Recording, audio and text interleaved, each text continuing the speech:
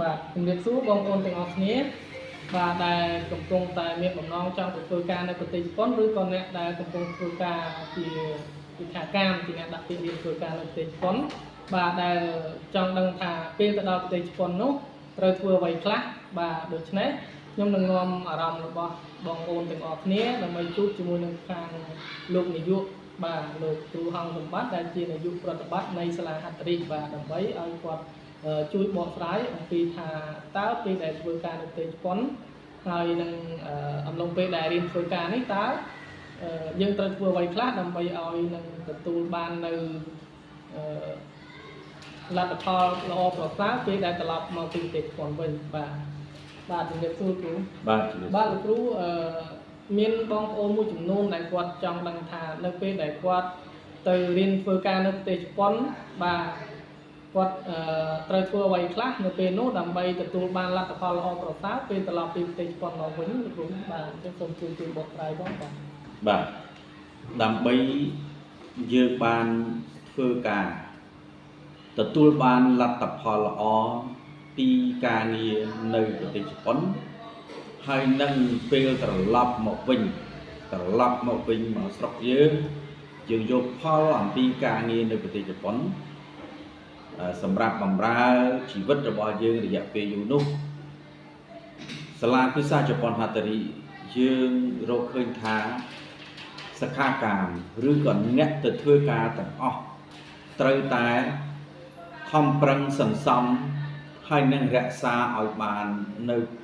គុណសម្បត្តិធំ4ទី1ត្រូវ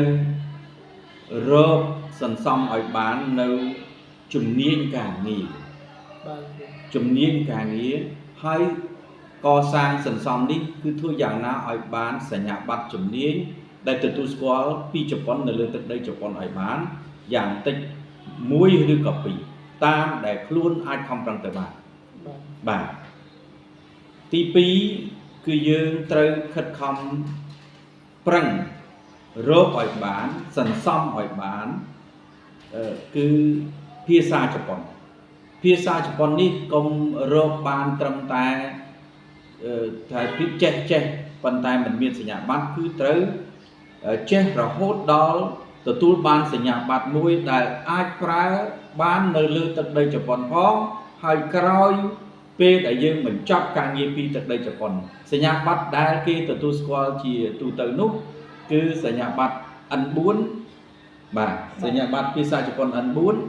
ឬក៏យើងត្រូវបន្ថែមឲ្យលើសក្នុងរដ្ឋភាសាគឺចូលដល់កម្រិត N3 N2 N1 រដ្ឋភាសា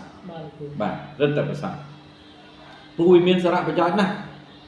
បាទទាំងពីរចំណុចទាំងនេះគឺតែទី1និងទី2គឺធ្វើឲ្យគាត់អាចបន្តធ្វើការនៅប្រទេសជប៉ុន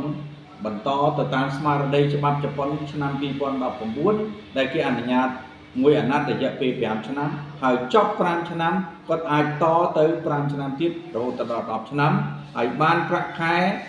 បាទទទួលបាននៅចន្លោះពី 1,500 ទៅ 2,000 បាទនេះការសន្សំពីចំណុចនេះហើយបន្ថែមពីនេះទៀតគឺកូនក្មួយទាំងអស់ដែលទៅធ្វើការប្រទេសជប៉ុនត្រូវរក្សាកិត្តិយសឲ្យបានមិនមែនបានតែពីរនឹងចប់ទេត្រូវរក្សាកិត្តិយសមិនឲ្យខូចឈ្មោះនៅលើទឹកដីជប៉ុនបាទដើម្បីអីទៅគឺថាដើម្បីយើងបានឱកាសបន្តគេមិនបញ្ឈប់យើងគេមិនលុបឈ្មោះយើងមិនបណ្ដេញយើងចេញពីបាទប្រទេសជប៉ុនបាទគឺមានន័យថាអំឡុងពេលធ្វើការនេះយើងមិនត្រូវរត់ចោលពីតកែមួយទៅតកែមួយនៅគណៈពេលដែលយើងរៀនធ្វើការនេះទេជាពិសេសរៀនធ្វើការណា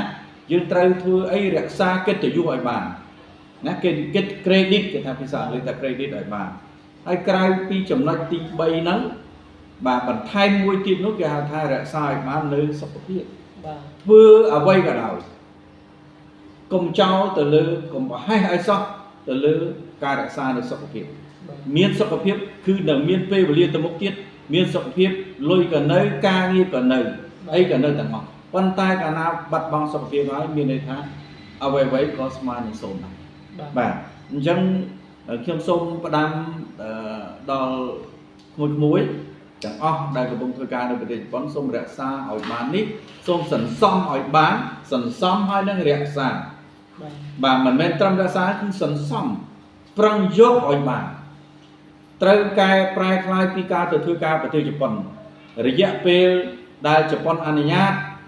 បាទត្រូវប្រើប្រាស់ឱកាសនេះឲ្យមានតម្លៃបំផុតសម្រាប់ជីវិតខ្លួនឯងផ្ទាល់ខ្លួនសម្រាប់អភិវឌ្ឍខ្លួនឯងបាទសម្រាប់គ្រួសារអភិវឌ្ឍជីវភាពគ្រួសាររយៈពេលវែងបាទអញ្ចឹងសូមអនុវត្តរកឲ្យបាននៅ4ទាំង4នេះបាទសូមរំលឹកឡើងវិញដើម្បីកូនក្មួយចាំនោះគឺទី1យកឲ្យបាននៅសញ្ញាបត្រជំនាញបាទដើម្បីយកមកទៅរកការងារធ្វើបន្តនៅលើទឹកដីជប៉ុនឬក៏ធ្វើបន្តនៅស្រុកខ្មែរបាទរបរក៏បានរកការងារក្រុមហ៊ុនផ្សេងដើម្បីទទួលបានប្រាក់ខែក៏បានទី2គឺឲ្យបានសន្សំឲ្យបាននៅយកឲ្យបានគឺភាសាជប៉ុនចំណេះភាសាជប៉ុនហើយឲ្យមានកម្រិតដែលទទួលស្គាល់ពីជប៉ុនគឺសញ្ញាបត្របាទកម្រិត N4 ឬក៏ N3 N2 ជាដើមឡើងចឹងទៅហើយ2ទៀតនោះត្រូវរក្សាឲ្យបានគឺកិត្តិយសហើយនឹងសុខភាពបាទអញ្ចឹងខ្ញុំមានប៉ុណ្្នឹងណាបាទអញ្ចឹងសូមជម្រាបជូនដល់បងប្អូនបើសិនជាមានចំណាប់អារម្មណ៍ចង់ទៅធ្វើការនៅប្រទេសជប៉ុនអាចតាក់ទងមកខាងយើងខ្ញុំបានបាទហើយសម្រាប់គណៈពេលនេះដែរក៏វីដេអូដែលខ្ញុំធ្វើនេះគឺចង់ផ្ដល់ជាអត្ថប្រយោជន៍ដល់បងប្អូនដែលកំពុងតែមានបំណងចង់ទៅឬក៏អ្នកដែលកំពុងធ្វើការរៀនធ្វើការនៅប្រទេសជប៉ុនស្រាប់បាទអញ្ចឹងបើសិនជាបងប្អូនគិតថាវីដេអូរបស់ខ្ញុំនេះមានប្រយោជន៍សូមជួយចុច like ហើយនិងជួយ subscribe ផងបាទសូមអរគុណ